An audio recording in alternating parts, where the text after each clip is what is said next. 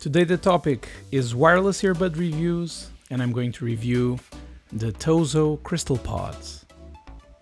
Let's go.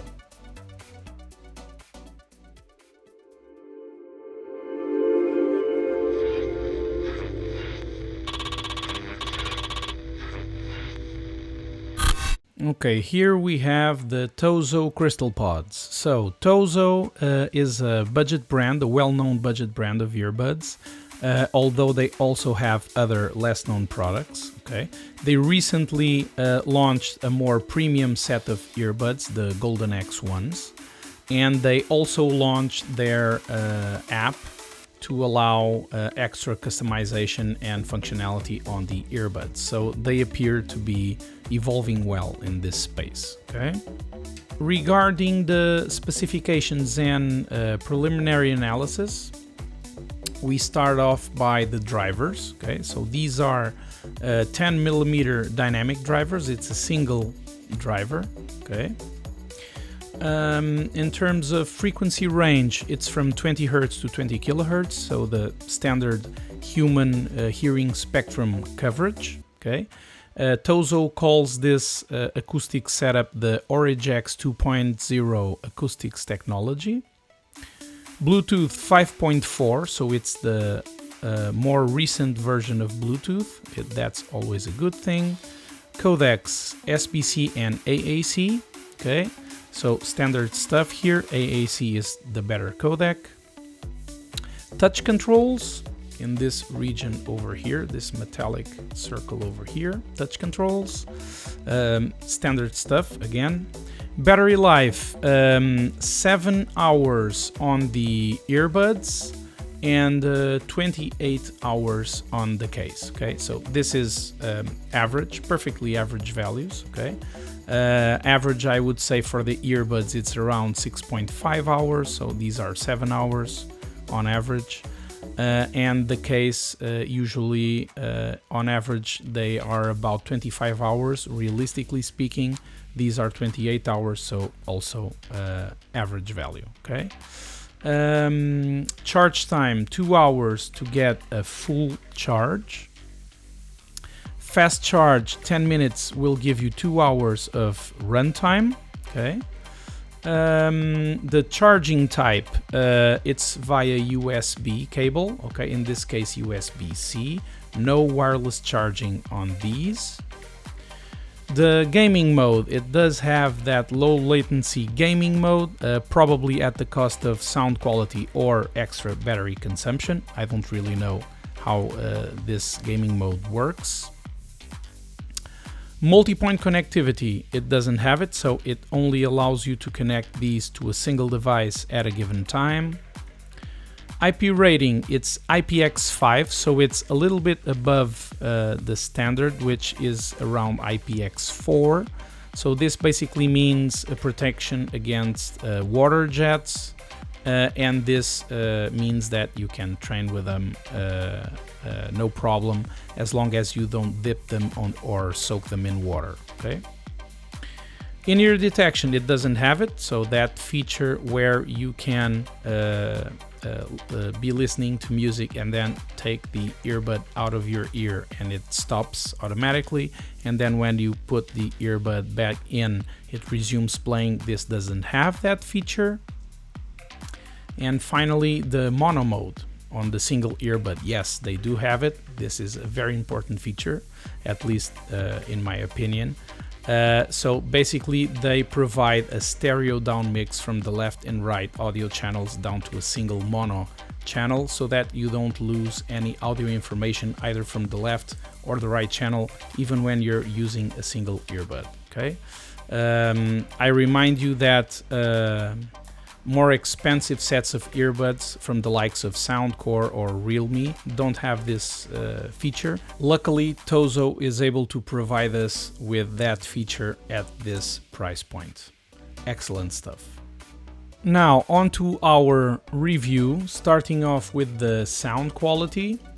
It's a 7 out of 10. Okay. For a single driver, the sound quality is actually pretty good. okay, for any kind of music. All the frequency ranges are well defined and balanced, okay, and the bass, similarly to what happens on the NC9, is well defined and punchy, okay, very energetic. Next, comfort, 8 out of 10, okay. In my case, these are very good, okay, they fit like a glove. You can train with them, you can run with them. Make sure that you use the correct ear tip size for your ears, of course. This is always very subjective and personal. They also may be an option for side sleeping, given that they have a very slim profile, okay, but you will have to see if it works for you. Next, volume, it's an 8 out of 10, okay, very good, more than sufficient, okay, very good volume. Unlike the NC9s, these deliver that extra volume that I was hoping for. Next, battery life, it's a 7 out of 10, okay, so it's perfectly average. 7 hours in the earbuds with an average of 6.5, realistically speaking, and 28 hours in the case, where the average is around 25 hours, realistically speaking, okay, so perfectly average, 7 out of 10. ANC, terrible, 2 out of 10. I really don't know if this is my copy of the earbuds that has some sort of defect, but the ANC is almost non-existent on these. These are really, really bad at ANC. I really don't know if this is only my copy or not, but I can only review what I get, so for me it's a 2 out of 10. Next, ear tip replacement, 7 out of 10, okay, so these are, let me show you guys, oval ear tips, okay, there you go, oval ear tips. This means that they are a little bit less easy to find on third-party ear tips for these, okay, when comparing to round canals. And also the case does not accept bigger ear tips, because as you can see here on the side, if the ear tip is just a little bit bigger, the case will have problems closing properly. So ear tip replacement, 7 out of 10. Next, we have the custom EQ, very, very good on these, okay, like on the NC9s from Tozo as well. This offering is very similar to the Soundpeats offering, which in this case is a very good thing. They have a 10-band EQ, very well distributed among the frequency range, although they are fixed frequencies, so you cannot adjust which frequency you want each band to operate on. But as I said, they have a lot of bands, 10 bands, and they are very well distributed, so I doubt that you have any problems in curating the sound to your liking, okay? And they also allow you to control sub-bass frequencies, so frequencies below 60 Hz, which is especially interesting in this pair because they do have that energetic, punchy bass, so very, very good. And I also remind you that earbuds that are much more expensive than these, most of the times they bring only like 5 to 6 EQ bands. This one has 10, so very well done, Tozo. Next, we have control, usability and range, 9 out of 10. Excellent, excellent. So reactive controls without flaws. They allow me to control practically everything without having to go to either my cell phone or the app, okay? I can control almost everything from here, unlike the NC9s, which were very bad in this aspect, okay? These are excellent in the control, usability and range. Very well done, 9 out of 10.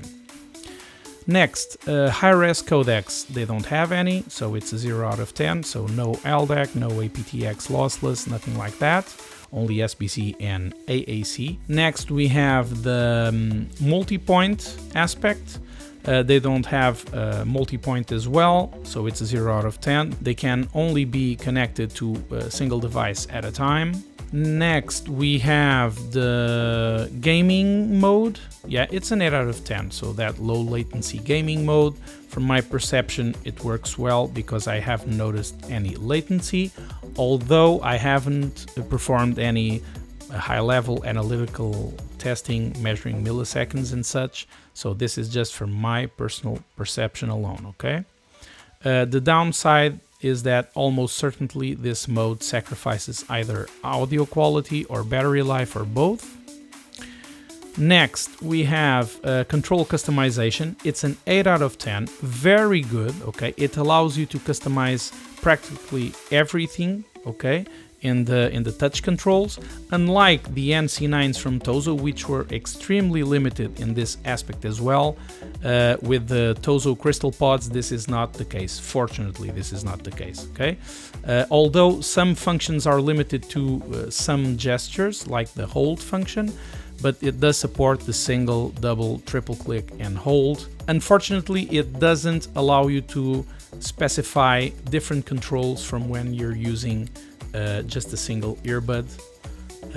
This would be very useful for example, you to be able to control play pause, volume up and volume down on a single earbud, and then when you put the two earbuds, you could have volume down on one and volume up on the other. But I guess at this price, we can let that slide. Next, fast charging, 8 out of 10. So standard fast charging, okay, 10 minutes will give you roughly about 2 hours of battery life. Next, we have the Find My Device feature. So it's a 6 out of 10. Similarly to what happens to the NC9s, they do save the last known GPS position using the cell phone, but they don't support the beeping sound from the earbuds, so that you can physically find them when they are physically near you. Next, we have the in-ear detection. They don't have that feature, 0 out of 10, so that feature that we already talked about in the specifications part, where if you're listening to music and you take the earbud out, it will stop automatically. When you put the earbud back in to your ears, it will resume playing. These don't have that feature. And finally, on the audio front, the wireless charging aspect, they don't have it. They only charge via USB-C. Okay, now onto the microphone. It's a 6 out of 10, okay. It's one of the weakest points of these earbuds, not as weak as the ANC. The ANC was really terrible, but these do sound a little bit better than the microphone from the NC9s. It works well in controlled environments, but with wind and background noise, you are unable to communicate with ease. Okay, so a little bit better from the NC9s. But not great. Okay, now on to the final score and recommendation. So on the listening front, we have a 6.77 out of 10. Microphone, it's a 6. And when we add prices to this, it becomes a little bit more interesting, because these are a great price, okay? 30 euros on average. I got them from for 25 euros on a discount, which adds up to a 3.69 euros per quality point, okay? Which is really good, because you are paying a lot less for quality, okay? And in the microphone front, a 6 out of 10. It's a weak microphone, but it's still better than the NC9. Now, on to the rankings. So, as you already know, this Excel sheet with all the reviews is linked in the video description if you want to check it out. But they are currently at 11th place in terms of sound score. Okay. Right after the NC9s, basically the NC9s with their better ANC got a little bit more score out of this but these in terms of controls, for example, are way better. The volume is also better, so as an overall package I do prefer these, but that's because I don't value ANC that much. If you value ANC, the NC9s are better. Okay, in terms of microphone, it's a 6 out of 10, so they are in 11th place, right beside the edifiers and the Soundpeats Air 4 Pro. As an overall package, I would get these over the NC9s, even without the ANC. If the ANC turns out to be because of my unit that is defective, great. Get these over the NC9s any day of the week, because they do have that extra volume, and they do have that extra customization in terms of controls. I think the build is also better, and more importantly, these are cheaper. Okay, on average, the NC9s are 40 euros. If I'm not mistaken, these are 30. So it's a quarter of the price less. Okay, for this package, I would go with these. And that's it. I hope this was useful to you. Please share your feedback and leave your ideas and opinions in the comments. And if you want to stay up to date with the latest videos, you can subscribe to the channel and click the like button. Thank you, and I'll see you next time.